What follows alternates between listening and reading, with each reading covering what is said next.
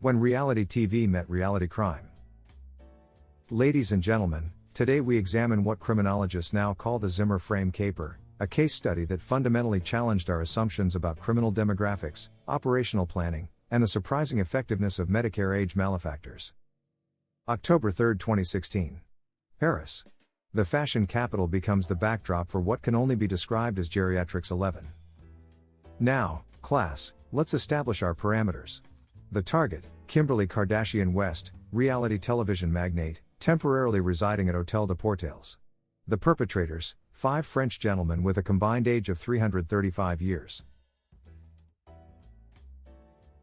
To put this in perspective, their average birth year was 1949. These men learned to drive when seat belts were optional and learned to text when flip phones were revolutionary. Yet somehow, they orchestrated a heist that would make Danny Ocean's crew look like amateur hour. 2:30 a.m., the witching hour for both insomniacs and, apparently, septuagenarian jewel thieves. Here's where it gets academically fascinating. Our subjects employed what I call the Trojan horse and buggy approach. They arrived dressed as police officers, and not just any police officers, mind you.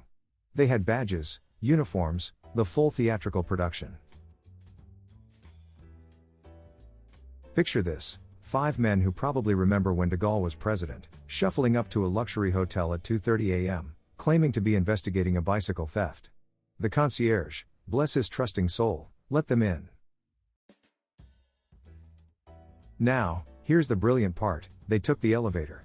Not the stairs, not a dramatic rappelling sequence from the roof. The elevator. Like civilized, joint-conscious individuals with a healthy respect for their lower backs. Once inside, they demonstrated what can only be described as polite criminality.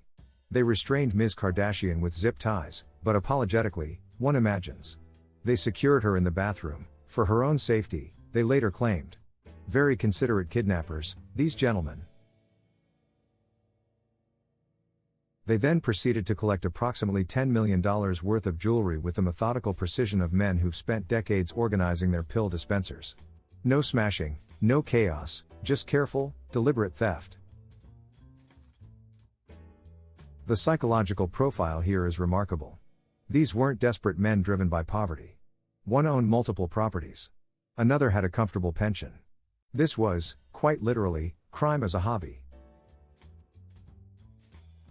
Now, students, this is where criminology textbooks will need a complete rewrite. The getaway vehicle? Bicycles. Not motorcycles, not sports cars, not even a decent sedan. Bicycles. Imagine, if you will, the scene. 5 elderly Frenchmen, having just committed the heist of the century, pedaling through the streets of Paris at 3 a.m. like they're late for a morning croissant special. The Tour de France, but with stolen diamonds. According to witness testimony, they maintained a respectable 15 kilometers per hour. No wheelies, no reckless endangerment, just steady, sustainable cycling by men who clearly understood the importance of pacing themselves. Of course, every great criminal enterprise has its Achilles heel. In this case, it was literally a dropped necklace. Younes Abbas, age 67, left behind a piece of evidence that would make CSI investigators weep with joy. But here's the truly remarkable part, after serving his sentence, Mr. Abbas published a book. I Kidnapped Kim Kardashian.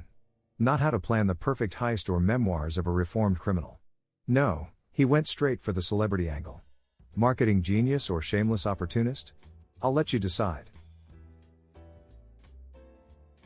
The book, I'm told, includes helpful tips on bicycle maintenance and the importance of proper footwear during criminal enterprises. What can we learn from the Papys Braqueurs, the grandpa robbers, as the French media dubbed them? First, that age is merely a number when it comes to criminal ambition. Second, that sometimes the most audacious plans are hidden behind the most mundane facades. These men challenged every stereotype about crime, aging, and the intersection of opportunity with orthopedic shoes. They proved that with enough planning, a complete disregard for conventional wisdom, and possibly a good multivitamin regimen, even senior citizens can pull off the heist of the century. Though I should note, their prison sentences suggest that perhaps they should have stuck to Bridge Club. For your assignment this week, I want you to consider the sociological implications of geriatric crime. Is this an emerging trend? Should we be concerned about flash mobs of septuagenarians? And most importantly, was their biggest mistake the DNA evidence, or publishing that book? Class dismissed. And remember, if any of you are planning your retirement activities, perhaps consider pottery instead. Though I have to admit, bicycles were rather environmentally conscious. For more lectures on ridiculous crimes and surprisingly agile criminals, press like, hit subscribe, and don't forget to take notes. Class continues next week.